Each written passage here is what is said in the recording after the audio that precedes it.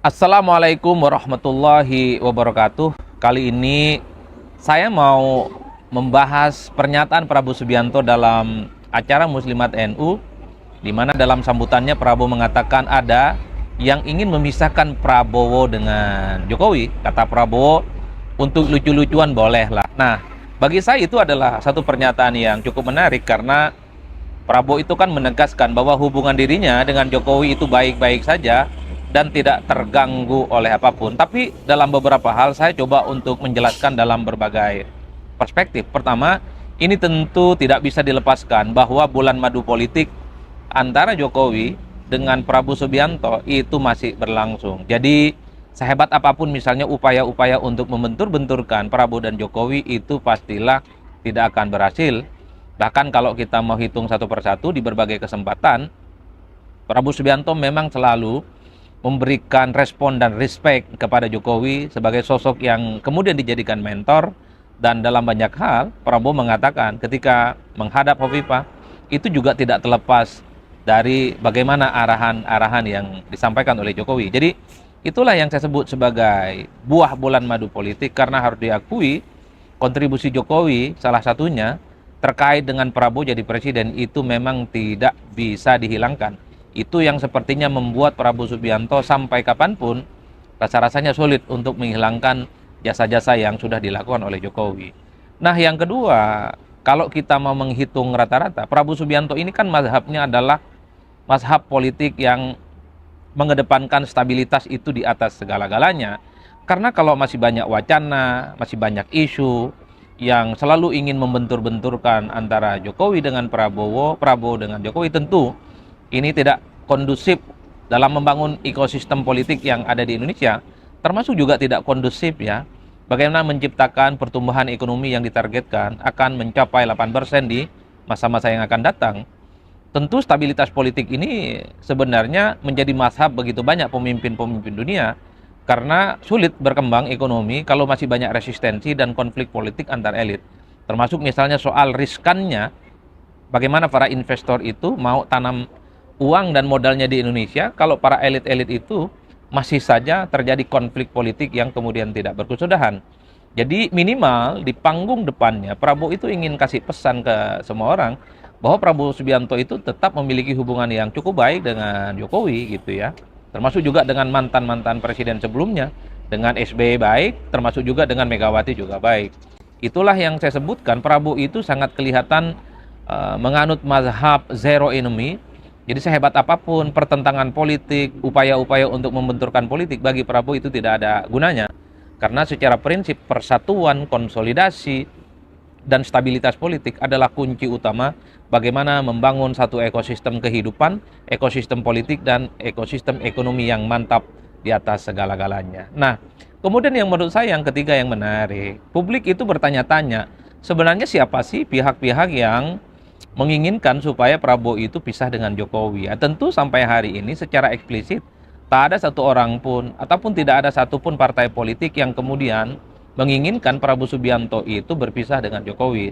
Tapi kalau kita mau menggunakan argumen-argumen spekulatif, ketika ada wacana terkait dengan hubungan Jokowi dengan Prabowo, pasti yang dituduh pihak-pihak yang kemudian ingin memisahkan Prabowo dan Jokowi itu satu. Mereka itu adalah mereka yang terkonfirmasi sebagai pendukungnya Anies Baswedan dan Ganjar Pranowo.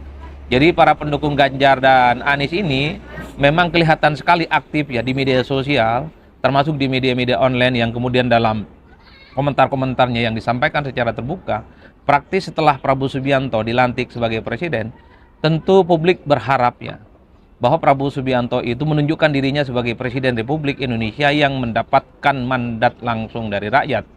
Tidak lagi misalnya mengesankan Prabowo sebagai orangnya Jokowi, tidak lagi mengesankan Prabowo itu adalah orang yang dulu ya, memiliki hubungan yang cukup baik dengan Jokowi dalam konteks Pilpres 2024. Artinya apa? Ke depan orkestrasi politik Prabowo, kepentingan politik Prabowo, kebijakan-kebijakan yang dibuat oleh pemerintah itu harus kelihatan murni dan orisinal ditunjukkan oleh Prabowo sebagai presiden, bukan lagi berada di bawah bayang-bayang Jokowi. Maka tidak mengherankan kalau kita melihat perdebatan 100 hari kinerja Prabowo kemarin, pasti salah satu pertanyaannya adalah apakah Prabowo masih berada dalam bayang-bayang Jokowi atau tidak. Sebenarnya publik yang berusaha untuk mencoba bagaimana Prabowo berpisah dengan Jokowi dalam konteks itu, bukan dalam konteks hubungan politik yang baik, bukan dalam konteks bagaimana Jokowi itu punya kontribusi terkait dengan pemenangan Prabowo, tapi secara prinsip bahwa Prabowo saat ini adalah presiden, yang lain itu bukan presiden, yang lain itu adalah orang biasa, hanya sebatas mantan presiden. Dan saya kira orkestrasi dan kedekatannya tidak terlampau atau jangan terlampau diamplifikasi. Karena dikhawatirkan seorang presiden di Republik Indonesia ada kesan misalnya masih tunduk dan patuh kepada mantan presiden sebelumnya, itu kan tentu tidak mau dilihat oleh rakyat ya, dan tidak mau dilihat oleh para netizen. Karenanya tidak mengherankan kalau kemudian tuduhan-tuduhan yang kemudian mengarah kepada siapa kira-kira pihak yang kemudian punya keinginan memisahkan Prabowo dengan Jokowi adalah para pendukung-pendukung Anies dan pendukung-pendukung Ganjar. Bagi mereka, kalah dalam Pilpres persoalan biasa. Tapi bagi pendukung Anies dan Ganjar, tentu mereka ingin melihat Presiden Prabowo Subianto dalam hal ini tentu menjaga jarak politik dengan siapapun mantan-mantan presiden di Indonesia, sehingga tidak ada istilah yang disebut oleh SBY dengan matahari kembar. Itu yang saya sebut sebagai bentuk kepercayaan, sebagai bentuk dukungan yang penuh kepada Prabowo bahwa per hari ini Prabowo itu adalah presiden. Per hari ini Prabowo itu sudah 4 bulan menjadi orang penting di negara kita. Jadi kesan-kesan bahwa Prabowo itu masih berada di bawah bayang-bayang siapapun harus diamputasi dan mulai dikesankan. Karena tentu ke depan tantangan ekonomi dan politik kita itu jauh lebih kompleks dibandingkan dengan pemerintahan-pemerintahan selanjutnya. Lalu siapa lagi yang kemudian dituduh sebagai pihak yang kemudian ingin memisahkan Prabowo dengan Jokowi? Ya kalau kita mau menuduh sebuah partai ya pastinya PDIP yang paling banyak dimention.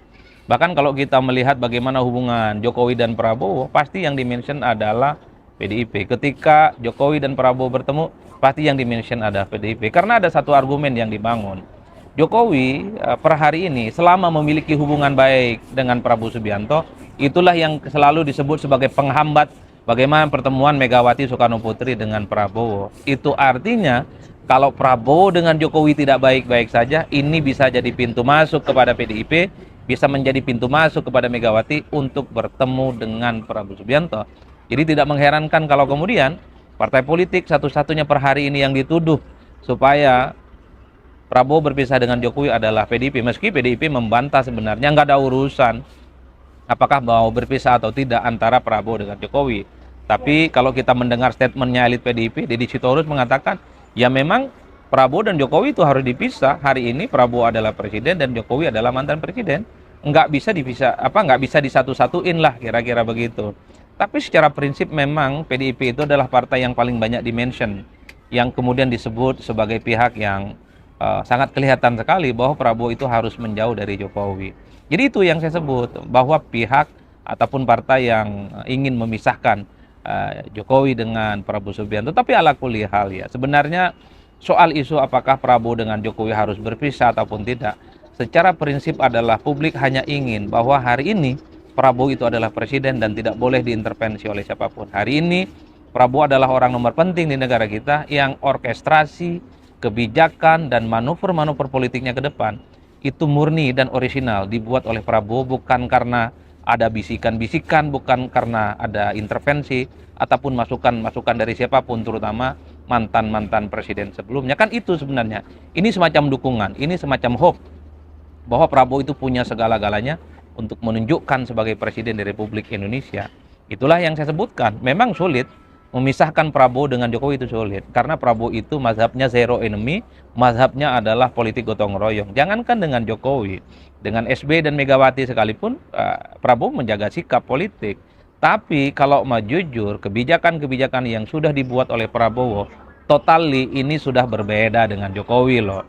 Jadi sejak awal Prabowo itu sudah membuat program yang pro rakyat, makan gizi gratis, kesehatan gratis, bikin rumah gratis, pemangkasan biaya haji dan seterusnya dan seterusnya. Jokowi fokus waktu ketika jadi presiden pertama kali adalah membangun infrastruktur. Di situ saja sudah berubah.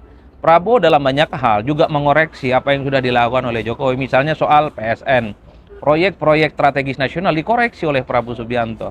Pembangunan infrastruktur yang dilakukan oleh Jokowi, terutama yang baru dibangun, juga di stop oleh Prabowo Subianto. Itu yang saya sebut sebagai diferensiasi bahwa sebenarnya secara program Prabowo dan Jokowi itu sudah terpisah, termasuk misalnya soal efisiensi anggaran. Kalau di zaman Jokowi kita tahu, Jokowi itu sangat jor-joran, infrastruktur jor-joran, bansos juga jor-joran. Prabowo semua efisiensi, semua pengetatan anggaran, tentu untuk membiayai program-program strategis di masa-masa yang akan datang. Artinya apa? Siapapun pihak, entah itu pendukung Ganjar, entah itu pendukungnya PDIP, entah itu pendukungnya Anies, kalau berharap Prabowo menjauhi Jokowi, rasa-rasanya sulit ya.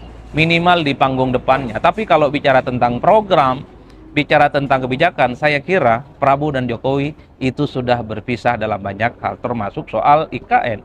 IKN kan dananya di stop.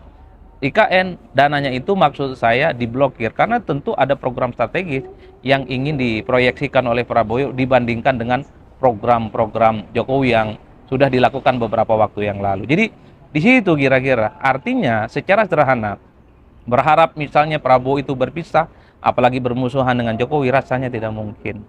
Tapi lihatlah bagaimana kebijakan-kebijakan yang sudah dibuat oleh Prabowo. Saya kira itu sudah berpisah secara total dengan Jokowi, dan kita bisa melisting kira-kira apa saja kebijakan Prabowo yang sudah berpisah dengan Jokowi. Jadi saya kira di situ